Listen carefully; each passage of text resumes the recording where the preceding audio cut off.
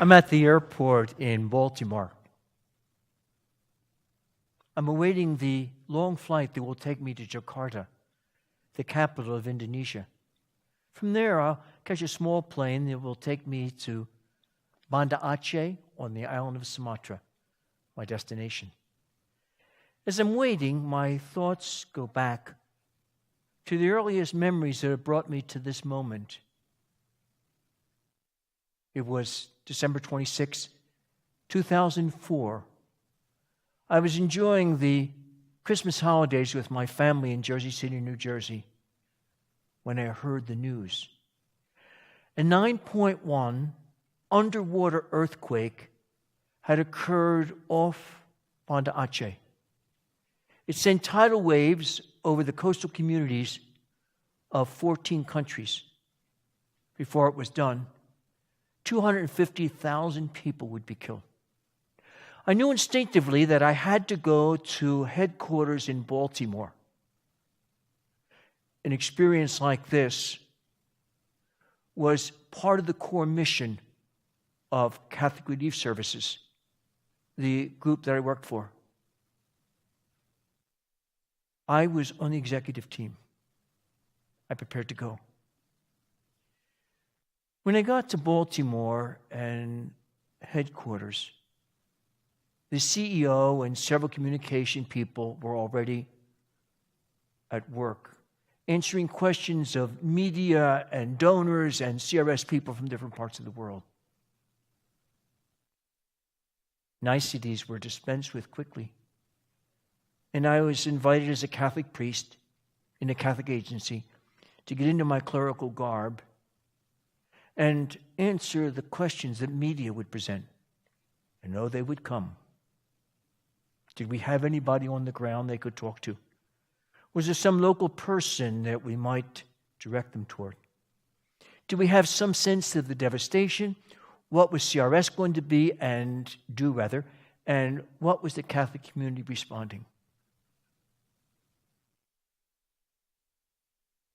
We knew at that time that something special was happening.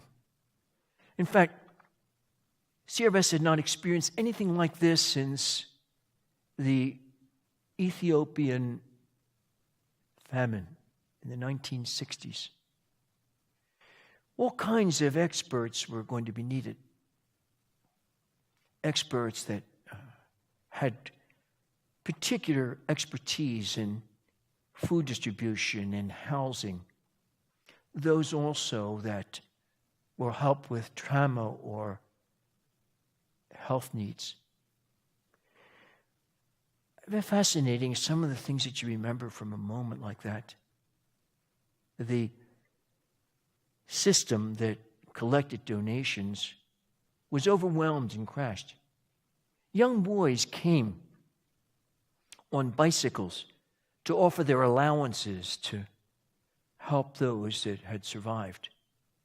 And CRS people, now the directors and regional heads would call in and make their contribution. I remember thinking at that time that I wanted to help, and I would offer my services. And I was told that I wasn't needed now, but that my time would come. What they needed now was expertise on emergency aid. And yet my time did come. In about 6 months, I was given a counselor role and 2 mandates. I was told to go on scene to live and interact with CRS people that were working there, eat with them, exchange their stories, share their quarters, and talk also to the on-site leadership there. Identify those that were near burnout. Maybe they weren't eating or sleeping or recreating. Maybe they were unduly angry, or perhaps they felt depressed somehow. And they were asked in those situations to send them home before they hurt themselves. And so we found ourselves engaged in that effort. The second mandate had to do with a pre-existing conflict that was going on at the time. Now, the whole region was Islamic, and yet on the island there were factions, and they were engaged in low-intensity conflict before the tsunami happened. And in that conflict, they were not only struggling with each other, but hurting others in the vicinity. And CRS thought there would be two options after the devastation would be finished and some of the development was underway.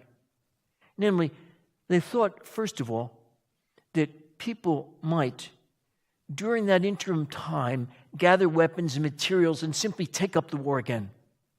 Or what it hoped would happen was that, touched by the humanitarian needs that were going on there, and seeing how local, national, and international people were responding, they would find themselves suing for peace.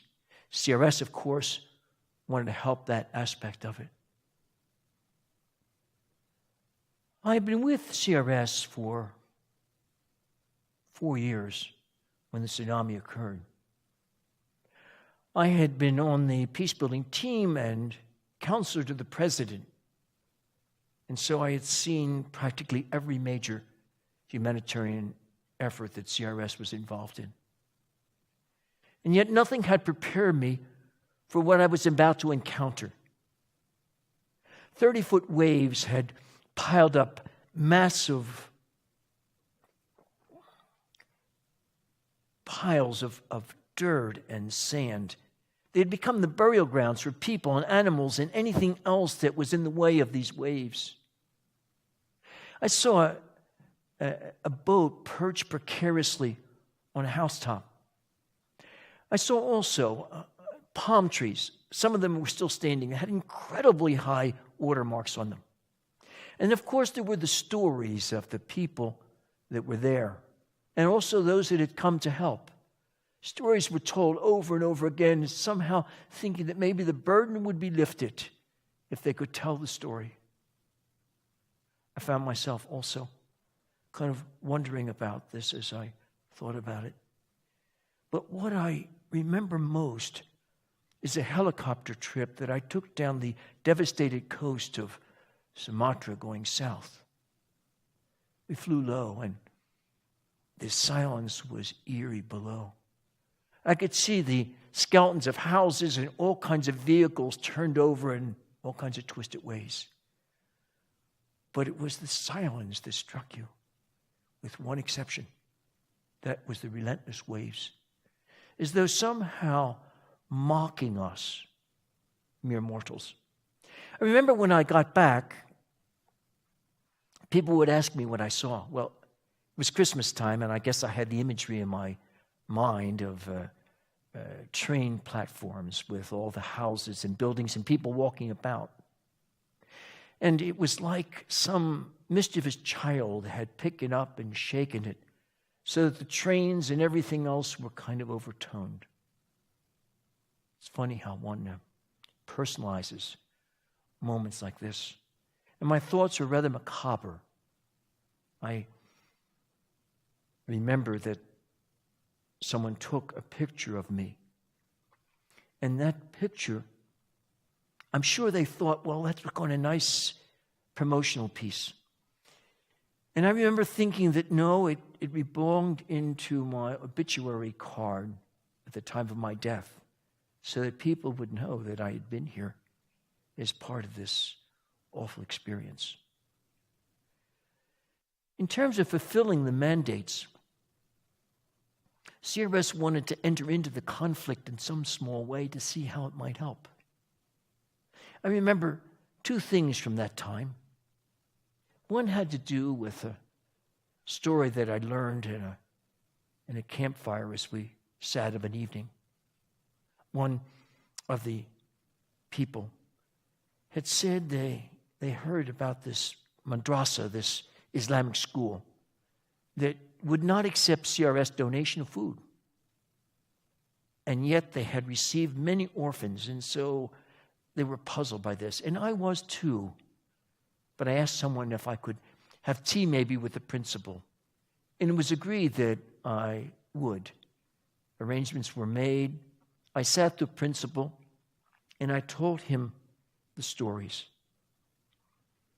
I told him stories of ourselves and what we were working at.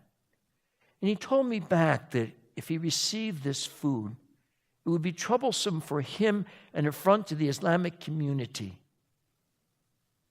We talked on some, had another tea, and eventually we came to a resolution that was agreeable. That an unmarked CRS truck would come at night. That was his objection, that vehicles marked with a foreign religion would be unacceptable. But now an unmarked truck would come at night and leave the food short distance from the school, and trusted employees would come out and draw it into the school. A step forward was made for Christian-Islamic dialogue in that particular case. The other memory had to do with I remember labeling it. It's watch out what you ask for. For some of the CRS leadership had asked local Islamic leadership what they needed most. And the answer came back rather quickly and specifically. We need copies of the Quran, we need prayer rugs, and we need veils for our women. Now, CRS had a real problem. Much of the money that it receives in such disaster situations is money that comes from the U.S. government. And the government is dead set against giving anything in terms of artifacts for religious efforts. CRS had its own problems. Indeed, it had money now as a result of the generosity of the Catholic people in the United States. But it also had restrictions because it had a rule that it would not give its resources for anti-direct religious purposes, even from the Catholic community. And yet this seems special somehow. And so they wrung their hands a bit, and they came up with the Qurans, the prayer rugs, and the veils. And the local people were delighted at this. And CRS held its breath, waiting for the Catholic backlash, which never came. With regard to the burnout mandate, I spent considerable time when I first went for interviews with those that were approaching burnout. And then there were cautionary conversations with small groups of CRS staff, and then the entire assembly at one point of all those that were working there on CRS's behalf. As I did this, I was aware also that we still had serious burnout cases that were here. And so those that were found in this category were asked to go on enforced vacations, perhaps never to return. I took from this Bande Aceh experience and the burnout mandate a powerful lesson, particularly as it related to young CRSers, a powerful lesson which I brought with me here to the School of Peace Studies as its founding dean. It is this: peace building and justice seeking depends in no small part on the person of the peace builder.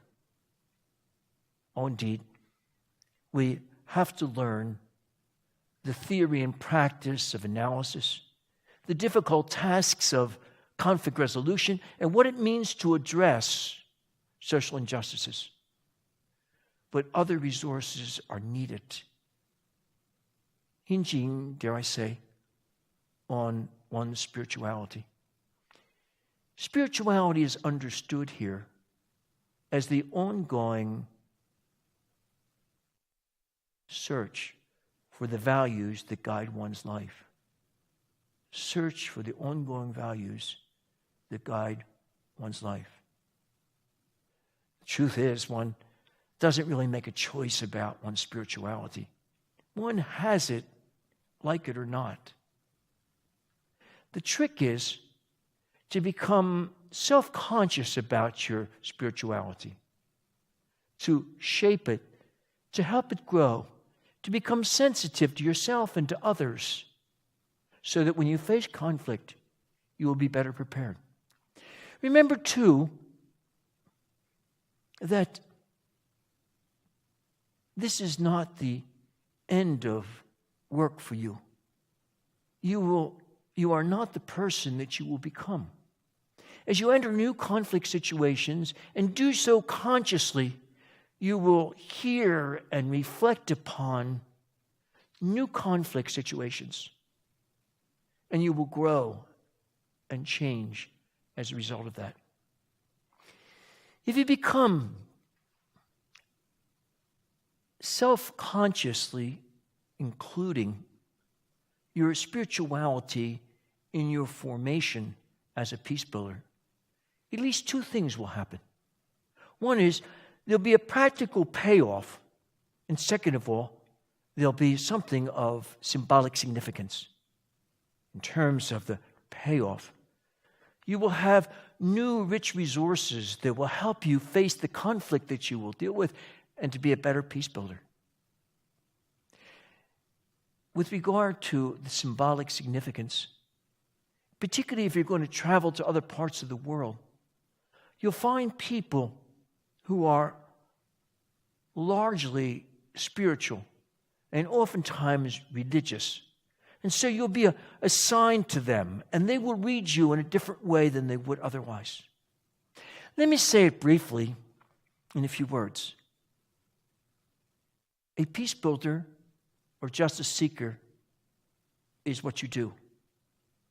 Being a peace builder or a justice seeker is who you are. Thank you.